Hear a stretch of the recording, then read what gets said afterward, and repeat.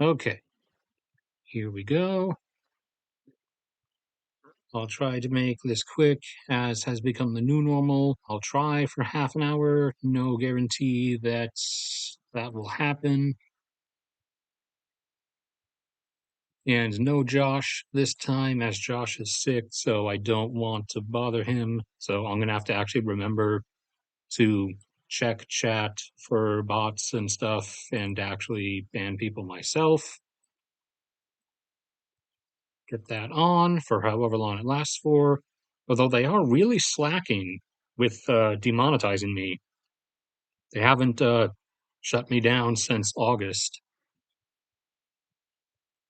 So into the control room then.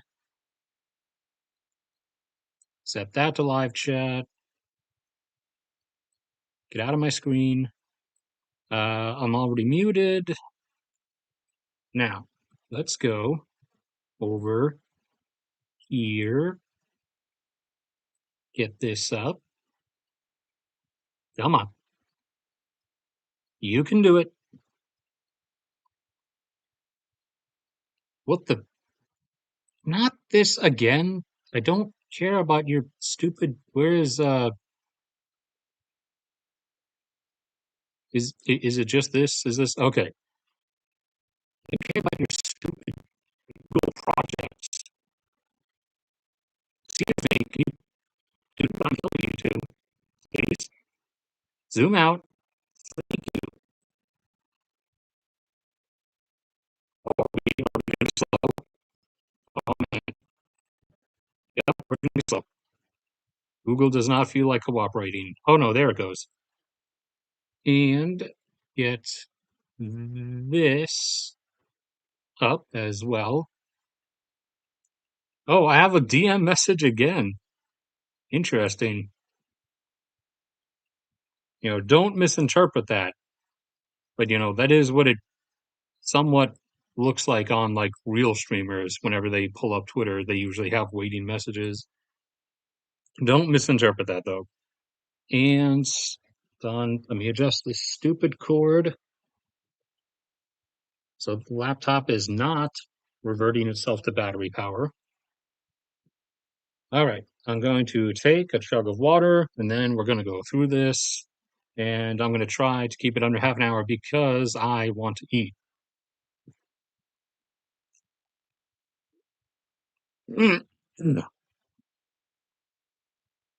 So, it might be beginning now, the potential entering of a tailspin economically, and coming on the heels, ironically, of uh, two big aviation related things. First, a Russian Sukhoi jet from one of the Russian airlines, caught fire when landing in, I believe it was Istanbul, and it has been revealed apparently Russia's domestic aircraft, including their like Sukhoi superjets and everything, are also actually made with uh, Western components. So that was not going to last very long then, as they can't exactly get their hands on those anymore. So even their supposedly domestically produced aircraft are not really going to stick around all that long. And they've apparently already now had to ground about half of their Airbus fleet, as their the predominant the dominant like bulk of their commercial airline fleet is non-Russian aircraft, and the majority of those are Airbus, and they've had to ground about half of those now because they can't get the parts for those. And then, following up on that, now the economic non-aviation tailspin seems to be potentially starting. Just for the most blatant thing, obviously, at face value, is this. After all this time, now it's finally begun. The dive in value. It's dropped. Ruble's dropped by about 12% over the last couple days. If you go back in time and look here, it was worth about 1.3 cents, and then it plunged there right after the war started. But then the Russian government did the whole like thing of not barring people from like buying foreign currency and enforcing the mandate that all trade with Russia had to be in rubles. And so that propped it up for a little bit. And then once they were constrained, this fall down here came because after it took Europe a bit to phase out from Russian oil and gas to other sources, but after that, Russia wasn't exactly left with that many economically sizable trading partners other than China, and even China has been slowly starting to cut themselves off from them because they don't really want to be attached to that anymore. So now, after all that time, we have hit this abrupt plunge on the heels of several things. Some sanctions that previously were not actually working against Russian banks are now actually working. And also, the Russian banks themselves kind of did did a stupid, so to speak, as some of them, did what you really shouldn't do when you're a bank, which is they told people that they gave a warning of like XYZ is potentially about to happen. It might be in your better interest to withdraw all your cash. So that caused a bunch of Russians to rush to withdraw all their cash, which is not really something you want to do to your banking system. We've all seen the kind of things that that tends to result in before. It didn't go as far as that, but it didn't exactly help the situation either.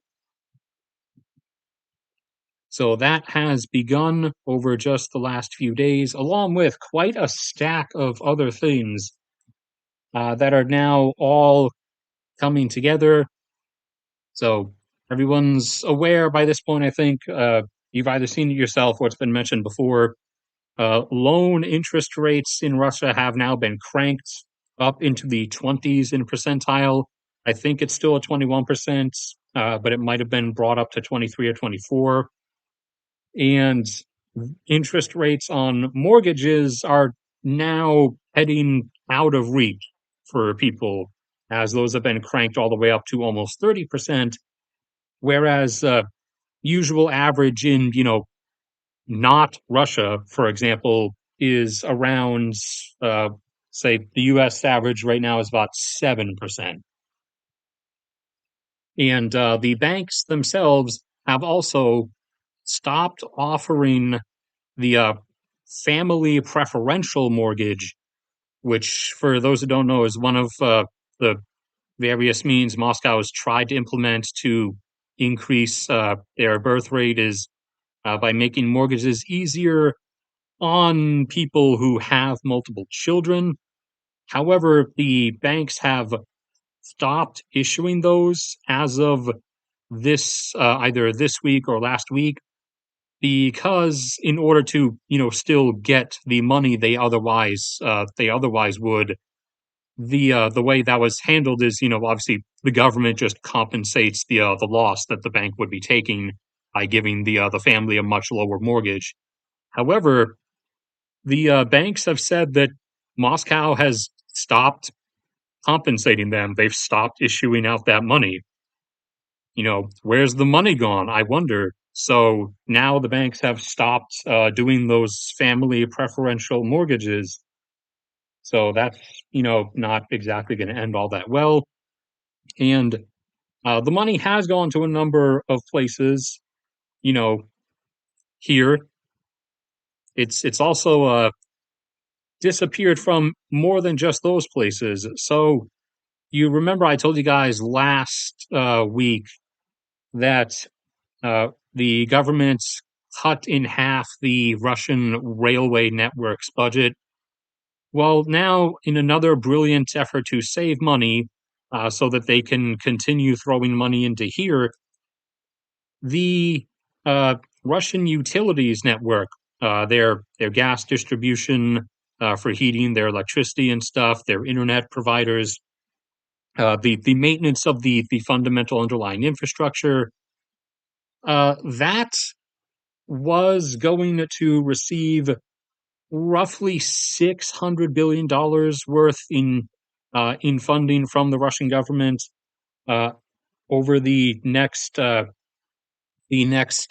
years or so between now and 2030. However, abruptly, despite everything being fine, supposedly, as it always is, Moscow has suddenly cut that and said they're only going to give 10% of that. Now, in response, the utility companies have said that that's not going to work out, and everything will break down and kind of collapse as a result of that over the coming years. And Moscow's response has been nothing but to reiterate that they are only going to pay 10% of that. So the money is gone. That should be starting to materialize as a conclusion here. Now, there is actually still money. It's just gone in terms of being spent on anything other than this whole conquest adventure here. And probably being pocketed by politicians in Moscow who intend to flee when the curtain falls, with, some millions in hand to, I don't know, a villa in Malta or Cyprus or some penthouse in like Dubai or Abu Dhabi or something. Uh, Plenty of them are probably like pocketing some fair amount of it and getting ready for that. Lukashenko over in Belarus has already like kind of blatantly, not so subtly admitted that he intends to flee to Dubai the moment everything falls apart and he no longer has Putin propping him up. But that is ongoing. What else do we have in relation to developments with that? Scroll down through here. That's the Syria stuff. There's also obviously more and more footage and everything from the various assaults of Russia continually doing the suicide charges to try to take, another 0.01% of Donetsk Oblast each day. And obviously the ongoing ones to try to force Ukrainian forces out of Kursk. The Donetsk charges have, gradually still made progress day by day. The Kursk ones are really not. There's one section which the Ukrainian forces on the ground have said they might withdraw from soon, but apart from that, the past month of these have effectively not really gone anywhere. Scroll past those. Oh yeah, this I forgot.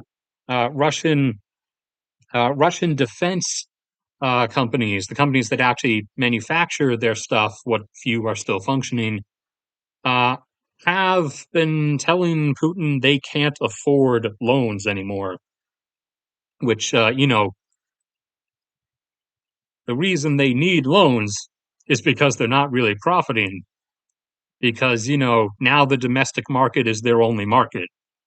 Since Russia used to be, next to the US, one of the world's primary military arms exporters. However, in light of demonstrating in here how utterly trashed their equipment is, they don't really have that many buyers anymore. And those that maybe still would buy it out of some sense of loyalty or whatever are still not doing so because they don't want to get secondary sanctions put on them for doing so. So Russia kind of only really has the domestic market in terms of its defense industries. Apart from trades, which are not actually like profits for the defense industry, it's literally the Russian government trading equipment to partners like Iran or North Korea in order to get something in return. Like from North Korea, in return for giving them stuff, they get meat shields, a few thousand North Koreans to throw to their deaths.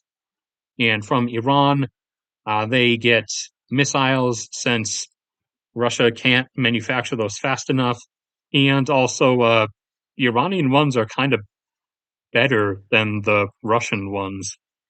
We've actually reached that point in history now. So it's making those trades, along with apparently, since all the payout options, all the increases in payments that we've covered before, that have reached like close to $40,000 sign up bonuses now to get guys to sign up to go to Ukraine. Those are still not drawing in enough dudes. So they've increased that, and I'll talk about that in a second, but also have resorted to kidnapping people from Yemen, essentially, via a shell firm, a shell company in Oman or whatever. Yemenis get promised jobs to work, but then are actually taken to Russia, have an AK shoved in their hands, and then thrown off into the front lines in Ukraine. So the payouts are really not working anymore. Along with, instead of increasing the payouts directly, they have just, we go down to where it is, yeah, here, uh, 10 million rubles in debt for $100,000. They just signed.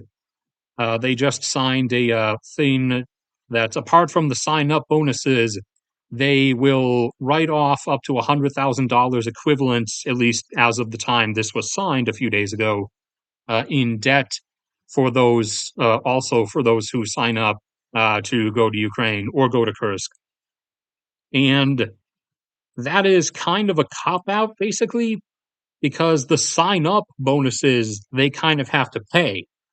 The debt write off thing, they can just kind of ignore that. And, once the guy signs up and gets sent to the front line, well, then it doesn't matter if they, forgive his loan or not, or if it just gets passed on to family members who then have to pay it. Because what's he going to do about it? He's on the front line now, and he's probably going to be dead within a couple weeks. So they can effectively promise that, but then just ignore it because, like I said, the guy's going to be dead anyways. So what's he going to do about it? There's the bank beginning to stop the preferential family mortgages as it doesn't have the allocated funds anymore. Oh, yeah. Russian steel consumption domestically has plummeted by abruptly 11% or so this year after basically holding steady and somewhat increasing the previous 2 years.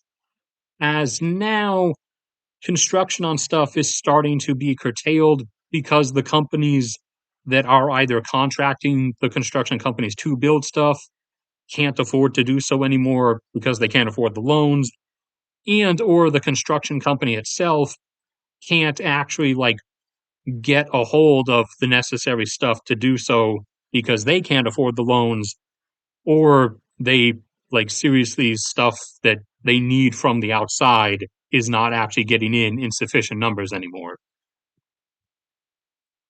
So this has abruptly started to culminate and compound on top of itself, and thus we will be seeing where all of this goes over the next few days and then obviously the coming weeks and months. Uh, let's see, what else do we have? Oh, I should probably check just to make sure.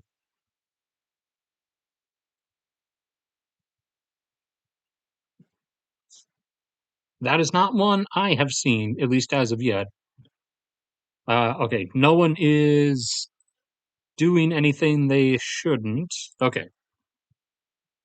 Uh, hold on. We had one other major development thing. Oh yeah, and just obviously, especially on the Noel Reports channel, there's plenty of more footage you can see from the failed, bonsai charges and the relentless amounts of vehicles that are getting lost, desperately trying to at least inch Ukrainian forces out of Kursk, out of Russia. However, it's not, exactly working. And also, After getting a reprieve for a couple months, Russian oil depots and refineries have now come under fire again by beaver drone swarms. As now that Ukraine is free to use attackers missiles, JASSMs, Storm Shadows, Scalps on you know more immediate targets. Now they're free to just completely send their full like complement of beaver drones to just start hitting all of the like deeper things that are beyond those strike ranges. So the oil refinery and depot in Kaluga was hit a couple days ago, and this is from various tanks still burning. And the refinery tower itself was also hit. You can kind of see back there as it just kept going and going. So that's Middle East stuff. That's not Russia. But yeah, that is how things are at this particular present moment. Then moving down here, we have a surprise apparently. So no real, thing has been reached with Hamas up to this point, but Hezbollah surprisingly actually agreed to a ceasefire well before that was really expected. They are either they might be faking it out, but they might honestly just be giving up. Now, total like casualty losses that they've taken from their personnel numbers are probably only, in the thousands, like maybe up to 10,000 or a bit above that. But the big like blow to them capability wise is primarily, or what, has likely driven this decision is that somewhere between at least two-thirds to as much as three-quarters of their missile and rocket inventory has effectively been destroyed at this point. Some bit of that, like 5 to 10% of that, they had used already firing stuff into Israel, but now a huge chunk of it is effectively gone. As you've seen over the course of months, the various airstrikes that have taken place on different buildings that when the bomb or the cruise missile hit the building, the explosion that resulted was, much larger than the warhead carried by that bomb or missile, which is indicative that, a lot of explosive stuff was being stored in there. So their like storage sites where they had everything have just been wiped out, and they still do have stuff, but they probably, I guess, have reached a point where they figure they no longer have it in a viable capacity to really put up a fight. And also, for the most part, their leadership is gone. Like their top insert number dudes here are all dead. Each of their replacements that then, raised their hand to try to fill like a leadership void were then, really swiftly killed each time that happened as well. So they're in a bit of a disarray and disorganized state, to say the least.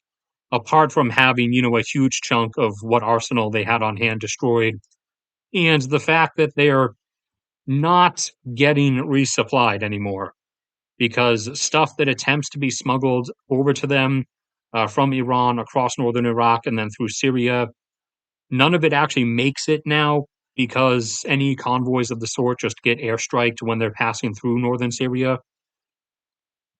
And the IDF agreed to this not because they're okay with some portion of Hezbollah still remaining, but because this is now giving them like free range to redirect their attention into what I said last time they've now suddenly been shifting themselves over to, which is annihilating the Islamic resistance or Islamic revolution forces in southern Syria, and apparently also just airstriking the actual Syrian military itself.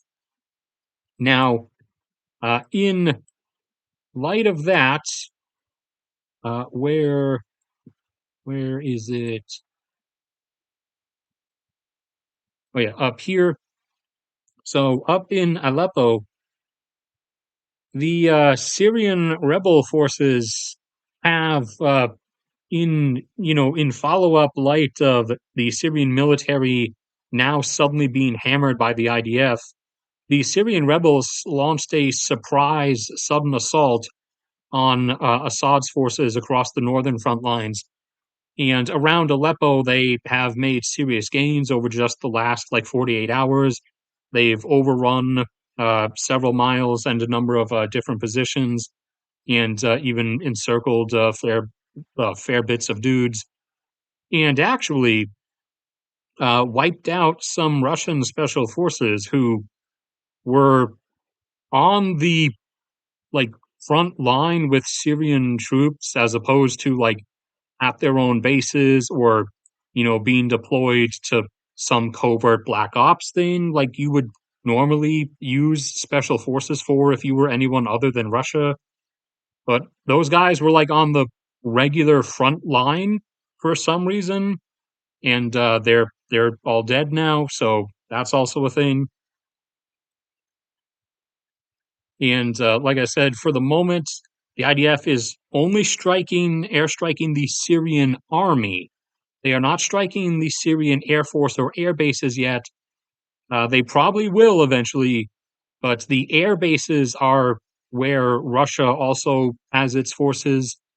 So when you see suddenly OSINT accounts on Twitter reporting that they're hearing out of Syria that Russian troops are now suddenly abruptly evacuating from Syrian Air Force bases, that would be a immediate, a couple hours ahead warning that the IDF is actually about to start striking the Syrian Air Force as well. Or, as they've done in the past, the IDF could just strike the Air Force bases while Russia has forces there and just not care whatsoever, because they've also done things like that in the past. They really don't care. So that is ongoing, but the conflict in Lebanon for the moment has come to an abrupt stop because of that ceasefire agreement. Again, it might be a fake out, but a huge chunk of what Hezbollah has on hand has been destroyed. And also, they effectively have no more leadership now because all those guys are dead, and each person who comes up and tries to replace one of them ends up dead within a few hours. So that's not really going in their favor either. Over here, unfortunately, the uprising failed. So Pakistan has been under military junta rule for a number of years now. And last year, the people uh, marched on the capital, attempted an uprising. A few of them got shot, and then they kind of just gave up. Yesterday or last night, they did it again. They marched on the capital, and the government opened fire. The arrests were in excess of 1,000. The deaths were in excess of 100, and the people gave up again. So I'm waiting for them to really stick to it and commit, like the people in Bangladesh did. The Bangladeshi government killed well over 1,000 people during those protests, those capital marches. A couple months back, I think that was in September, or it might have been August. But the Bangladeshi people refused to back down. Despite being gunned down, they actually pressed forward and overran the government and caused the politicians in power to flee. And so they actually succeeded in their uprising. But in Pakistan, they keep turning around and giving up each time. So I'm waiting for, I guess, enough momentum to build with them to not give up when the gunfire starts. But we'll have to, wait and see how that goes. Other quick things. Venezuela, after having Chevron recover their oil production almost to 1 million barrels per day again, their production is probably about to drop because uh, assortment of their infrastructure exploded. A refinery exploded, some of the surrounding processing equipment, because the oil has to, the Venezuelan crude is extra heavy, so the like sediment components and everything have to be like separated out from it, and other and various other processes performed. Well, part of that facility or one of those facilities also exploded in that same explosion. So their production is probably about to drop because of that. And also, to the surprise of hopefully no one who watches my stuff, while OPEC is about to end the production cuts at the start of this coming year or at the end of December, Saudi Arabia has said now that they are intending to continue their production cuts indefinitely, aka eternally, while everyone else is going to, selfishly raise their production back up. Saudi Arabia, I guess, is going to heroically shoulder the burden of the market and continue uh, holding themselves down at only 9 million barrels per day to keep oil prices balanced. So, to the surprise of no one, they are going to continue only holding 9 million barrels per day instead of returning to 10, as they would only be able to hold 10 until 2032 or so. And the longer they hold lower than that, the further out that end of plateau capability gets pushed. And also, if they just keep perpetually holding lower, then they'll psychologically condition the market at large to being used to them no longer pumping 10 million barrels per day.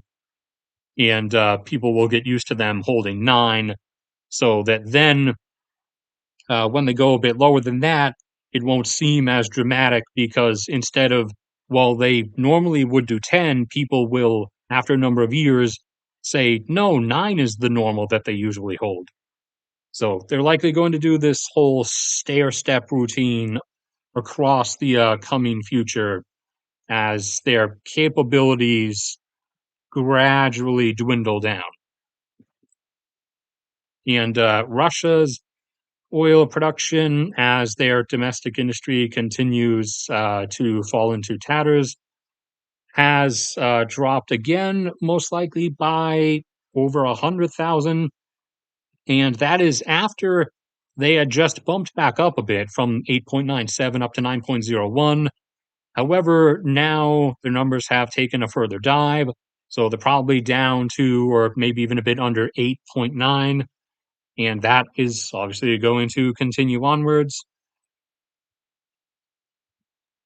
And I believe that should be everything. Let me actually check the list here. Yeah, that looks like that's mostly everything. So to anybody else, so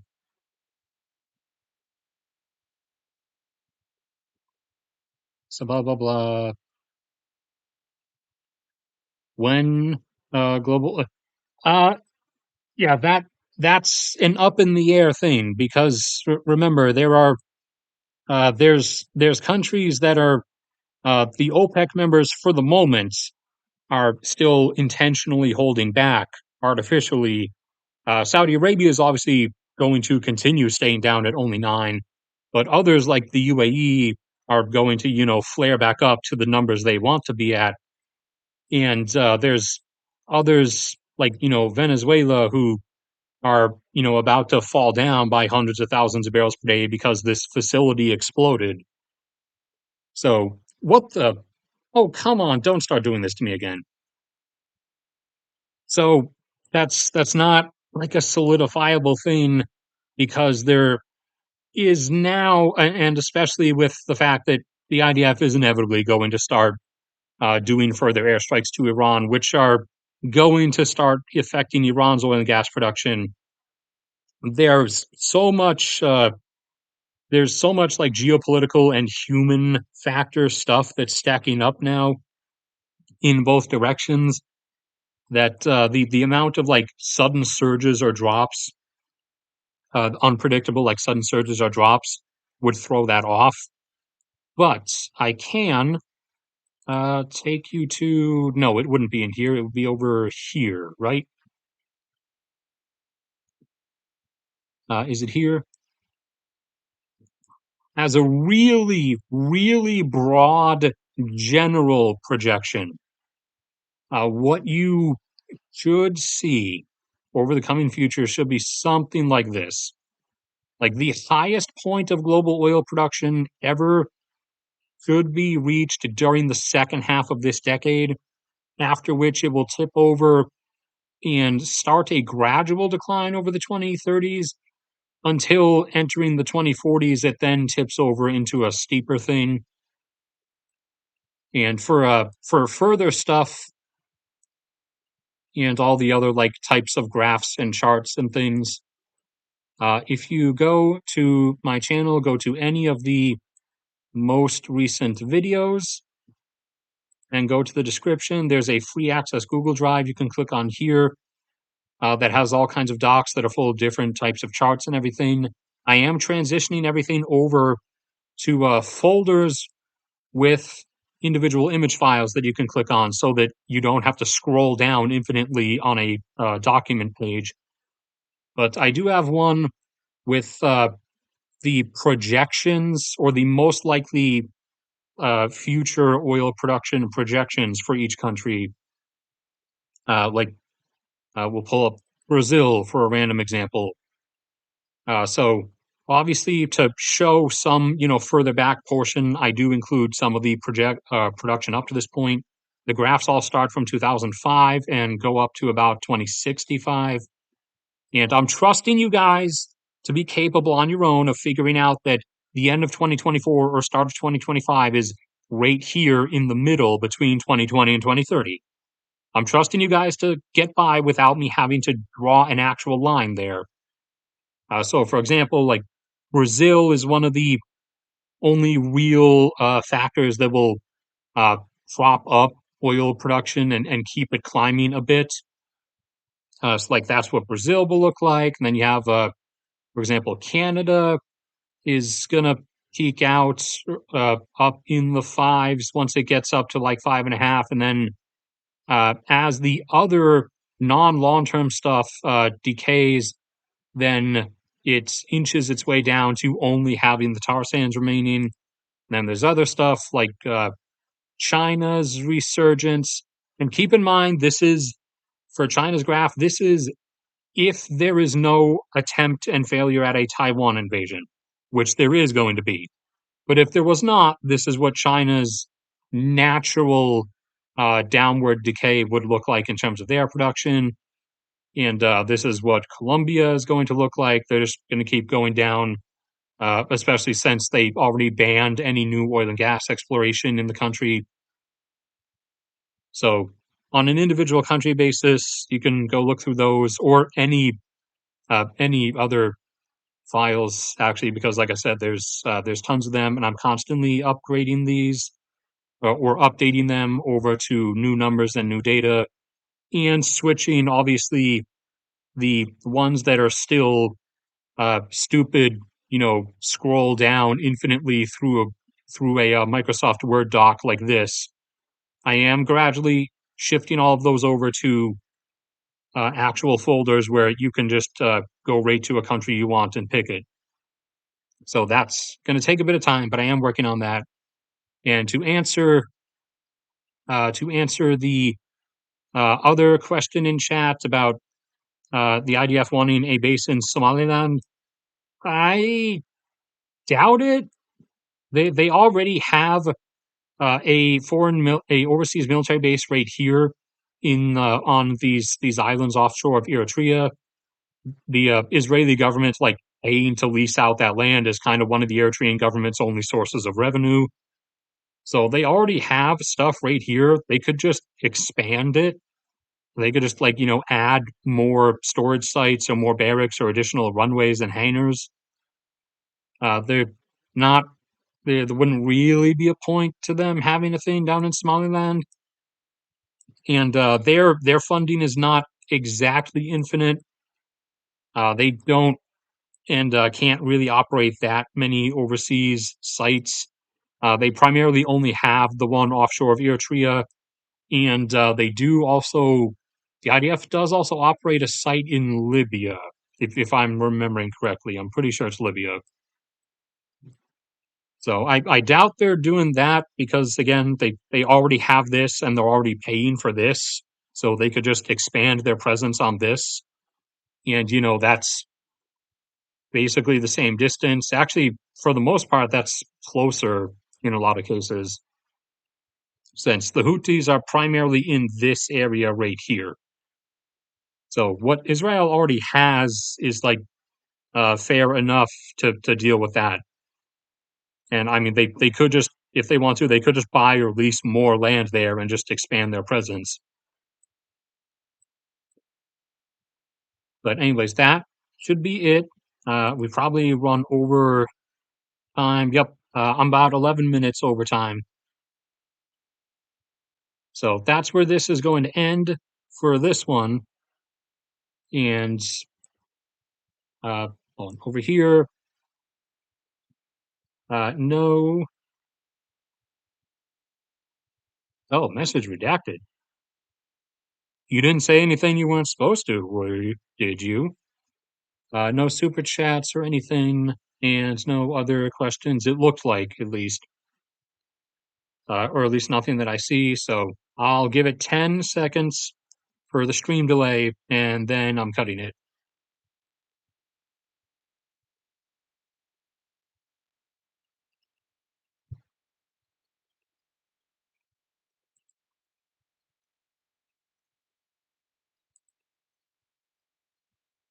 All right, nothing else. Then that will be it for this.